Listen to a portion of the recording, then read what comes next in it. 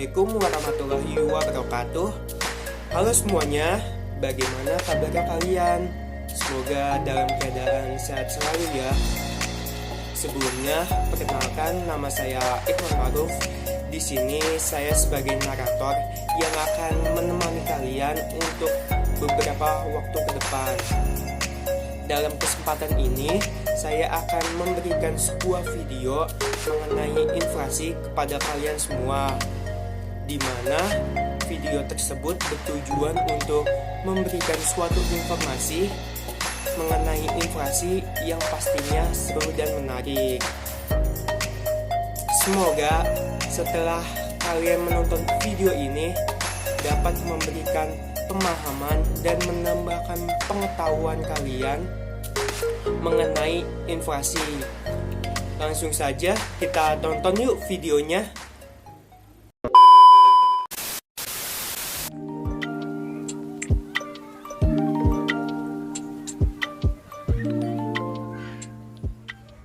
Gita, Iya mah, kamu minta tolong. minta tolong apa mah? Tolong beli minyak sama bumbu dapur, di rumah udah habis. Tolong beli di pasar ya. Oh iya mah, Ini uangnya. aku siap-siap dulu ya. Iya, makasih ya. Ya.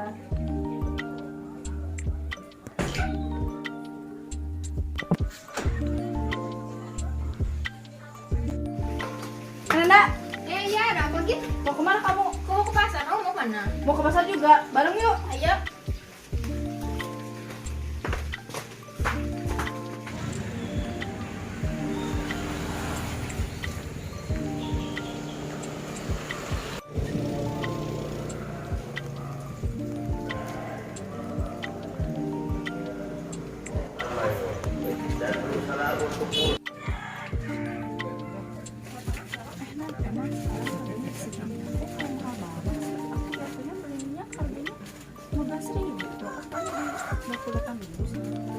Iya ya, aku juga biasanya 10.000, biasanya 15.000. Kok sekarang? Kamu tahu nggak kenapa? Nggak tahu ya. Kamu udah beres belum? Udah nih, udah aku dapat ini. Kamu udah? Udah aja. Iya, yuk, kita pulang.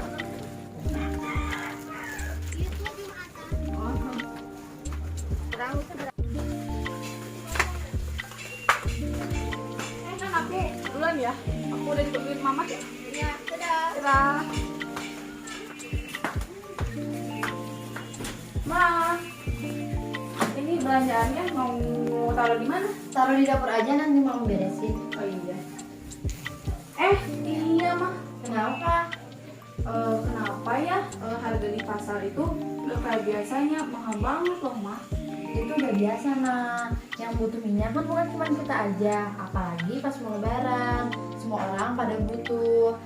Makanya stoknya minyak dan bahan lainnya makin sedikit. Makin langka, harganya pasti bakal makin naik. Oh iya ya, soalnya aku juga waktu di sekolah itu belajar tentang inflasi mah. Nah, makanya pas sekolah yang benar, perhatiin gurunya.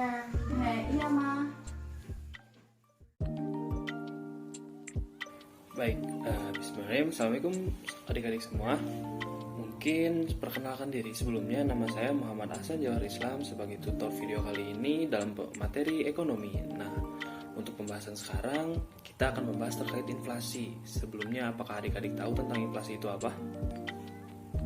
Baik, terkait inflasi sebelumnya kita bisa mengambil dua kata kunci. Yang pertama itu adalah harga meningkat secara umum, lalu yang kedua adalah terjadi secara terus-menerus. Jika disimpulkan atau diartikan secara singkat bahwa inflasi adalah kecenderungan naiknya tingkat harga umum secara terus-menerus.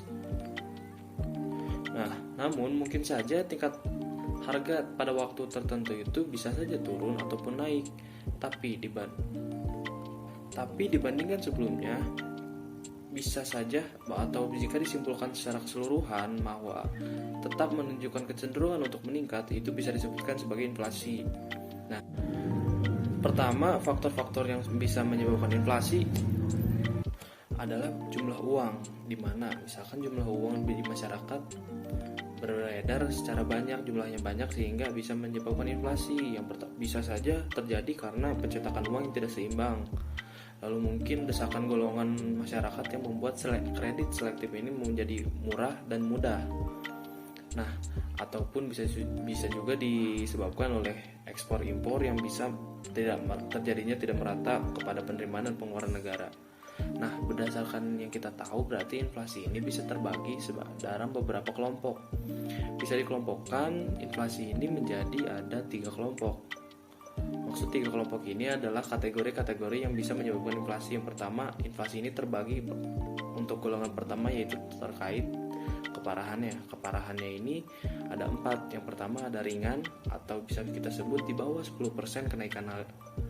Lalu yang kedua ada inflasi sedang, yaitu kenaikan setingkat 10% sampai 30% dalam 1 tahun. Yang ketiga ada inflasi berat. Inflasi berat ini berarti lebih dari 30% sampai 100%. Lalu yang keempat ada hyperinflasi. Hyperinflasi ini berarti dari 100% ke atas itu bisa kita sebut inflasi, di mana presentasi harga kenaikan umumnya itu 100% ke atas yang menyebabkan lebih dari tingkatan-tingkatan yang lain. Lalu golongan yang kedua ada terkait tentang sebab di mana inflasi ini bisa terjadi. Yang pertama ada demand pull inflation. Demand pull inflation yang artikan bahwa inflasi ini disebabkan oleh tarikan permintaan. Tarikan permintaan ini terjadi karena agregat masyarakat yang meningkat dalam permintaan ini selalu meningkat karena memang pada kurun waktu tertentu diakumulasikan dalam 1 tahun. Lalu yang kedua ada cost push inflation. Cost push inflation ini disebabkan oleh ongkos produksi yang meningkat sehingga produk yang bisa dihasilkan sedikit menjadikan harga yang ditetapkan itu menjadi tinggi.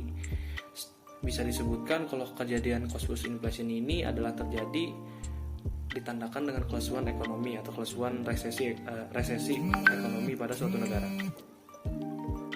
Lalu yang selanjutnya atau golongan atau kategori yang ketiga adalah berdasarkan asal terjadinya. Asal terjadinya ini bisa kita bagi 2, ada domestic inflation atau domestic ini yang mengartikan atau lokal ya. Inflasi ini berasal dari dalam negeri yang bisa berakibatkan dalam negeri sendiri maupun sampai ke luar negeri. Lalu ada juga imported inflation, di mana imported inflation ini berasal dari luar negeri, namun mengakibatkan inflasi yang terjadi di negeri kita, misalkan karena koneksi dari mitra dagang negara kita, ataupun mungkin karena kebutuhan kita ada di negara lain dan negara itu sedang mengalami inflasi, maka kita terkena imbasnya. Nah, terkait masalah-masalah inflasi tersebut, bagaimana cara mengatasi solusinya? Mungkin ada 2 yang saya dapat terkait cara mengatasi inflasi. Yang pertama itu dari kebijakan moneter. Kebijakan moneter ini terbagi menjadi 4. Dari kebijakan moneter itu terbagi menjadi 4, di mana bahwa kebijakan moneter ini diaktori kebijakannya oleh bank sentral. Jadi, mengapa bank sentral? Karena bank sentral adalah yang mengatur standar keuangan di Indonesia, yang dimana ada 4 kebijakan yang bisa dikeluarkan dalam moneter ini. Yang pertama itu adalah diskonto. Apa itu politik diskonto? Politik diskonto ini mengurangi jumlah uang beredar dengan cara meningkatkan suku bunga. Seperti yang kita tahu, suku bunga dalam bank, kalau misalkan kita meminjam uang dalam bank, ya berarti ada pengembaliannya, maka suku bunganya ditingkatkan, di mana orang-orang bakal cenderung untuk tidak meminjam ke bank karena suku bunganya yang tinggi. Sebaliknya, terkait suku bunga tabung, di mana kita menabung itu mendapatkan bunga dan ditingkatkan, maka orang-orang akan cenderung untuk lebih banyak menabung sehingga uang beredar di masyarakat dapat berkurang. Lalu yang kedua ada open market operation atau open market ini bisa disebut bank ini menyediakan surat-surat berharga yang dimana ini tuh bisa ditukarkan dengan jumlah uang yang beredar, apakah seperti sertifikat Bank Indonesia ataupun dari obligasi dan lain sebagainya, yang membuat uang beredar ini berkurang karena ditukarkan dengan surat-surat berharga dari bank. Lalu yang ketiga ada cash ratio. Setiap bank ini pasti memiliki cadangan minimum cash, di mana itu tuh bisa dianggap sebagai dana menganggur dan jika cash ini ditingkatkan, maka pengambilannya pun dari uang beredar juga. Ini dapat mengurangi uang beredar sehingga inflasi pun bisa teratasi.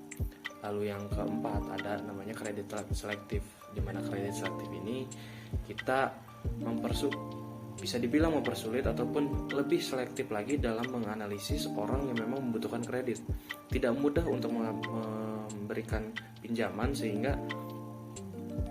atau kredit, sehingga dapat membuat orang-orang cenderung untuk sulit sehingga orang-orang tidak akan mudah untuk meminjam uang bank dan tidak menambah uang beredar yang ada di masyarakat, dan inflasi pun akan berkurang karena uang beredar pun sudah dalam upaya pengurangan dari kredit selektif ini. Lalu dari kredit selektif ini ada lagi solusi yang dimana aktornya ini dari pemerintah, yaitu adalah kebijakan fiskal. Kebijakan fiskal ini dimana anggaran kita tinggikan lalu anggaran kita turunkan lalu pajak kita tinggikan, dimana anggaran yang sudah dilakukan pemerintah ini untuk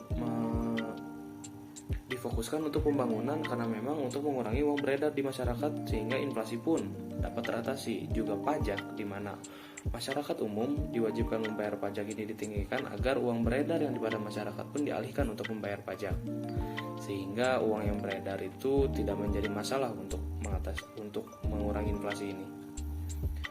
Nah, mungkin itu yang bisa kita simpulkan dari terkait inflasi. Terima kasih atas perhatiannya sebelumnya.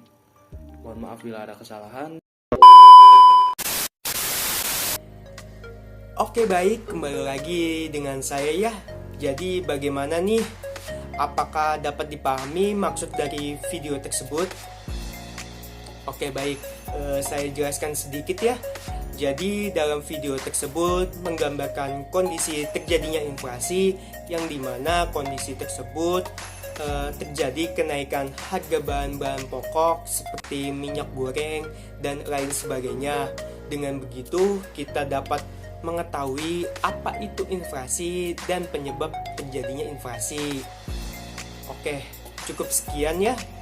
Saya ucapkan terima kasih karena sudah menonton video ini dari awal hingga selesai.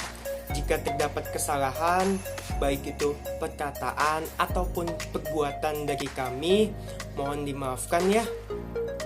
Untuk itu saya pamit undur diri dan sampai bertemu di video selanjutnya. Wassalamualaikum warahmatullahi wabarakatuh.